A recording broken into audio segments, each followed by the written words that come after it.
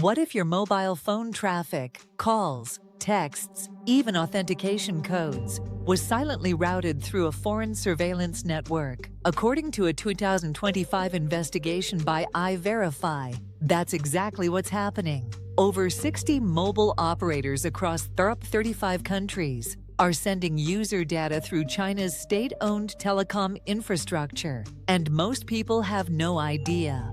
This video follows up on our recent article at Quantum Cyber AI, where we break down the data, the risks, and what you can do to protect yourself. The blog link is below if you want full sources and technical tools. Let's walk through what's really going on here and why it matters. At Quantum Cyber AI, we monitor threats like this because they're hidden in plain sight. This isn't a traditional data breach, and it's not a phishing attack. It's a continuous, invisible exposure of mobile data, enabled by outdated telecom protocols and global interconnect agreements that prioritize cost over privacy. The core of the issue is mobile signaling traffic, how your phone communicates with the network to authenticate, make calls, send messages, and share your location. That traffic uses legacy systems like SS7 and Diameter, which were never designed with encryption in mind. When carriers don't have infrastructure in a certain region, they lease capacity, often unknowingly, from Chinese state-owned providers like China Mobile, China Telecom, or China Unicom. And here's the danger. Under Chinese law, those providers are legally obligated to share any data they handle with the state. iVerify's researchers traced how this traffic actually moves, even for domestic users. In countries like Japan and New Zealand, mobile signals were passing through China. That means real-time location data, call metadata, and two-factor authentication messages were flowing through networks directly controlled by a surveillance state. Worse, there's no user notification, no alert, and no easy way to detect it. This is possible because telecom infrastructure is global, opaque, and shockingly insecure. Undersea cables connect the world's mobile networks. Carriers make interconnect deals based on price, not privacy, so your data may travel halfway around the world without you ever knowing. So what kind of data is exposed? We're talking about your SIM identifier, who you're calling, when and from where, and even the contents of SMS messages. These protocols also carry location updates and identity verification messages. In the wrong hands, that metadata is a powerful surveillance weapon. As former NSA General Counsel Stuart Baker once said, "Metadata absolutely tells you everything about somebody's life." And China has the legal framework and analytic tools to turn that metadata into surveillance profiles, movement tracking, and even behavioral predictions.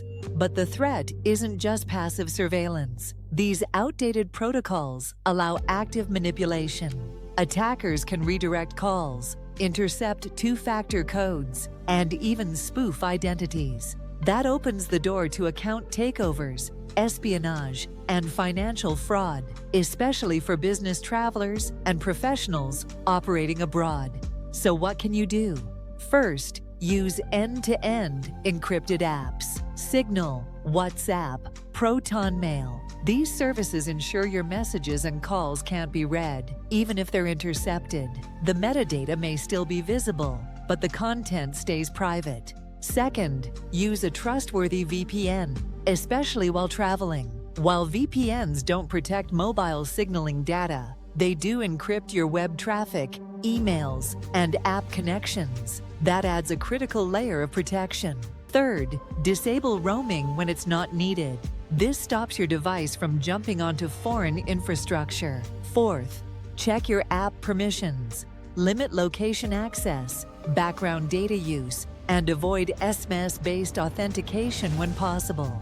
Use authentication apps like Authy or Google Authenticator instead. And finally, consider tools like iVerify to detect unusual network behavior. While not perfect, they offer alerts and hardening guidance that can reduce your risk. So why hasn't this been fixed? Global telecom runs on legacy infrastructure and profit-driven decisions. Updating routing protocols or enforcing transparency would require massive investment and international coordination, which few companies or governments are willing to prioritize. There are no global rules for how mobile signals should be routed. Privacy laws like GDPR don't even touch this issue. And politically, many countries rely on China for trade and telecom investment, making them hesitant to challenge Chinese network access. The result? An invisible surveillance vector baked into the core of how mobile networks operate. And unless pressure builds through media, policy, or public outcry, this risk will remain. To dive deeper into the iVerify report and see all sources, links, and protection tools, check out the full blog at quantumcyberai.com. We update weekly on AI, cybersecurity, and hidden infrastructure risks, so don't forget to subscribe, like, and comment if you found this breakdown helpful. Because digital self-defense isn't optional anymore, it's essential.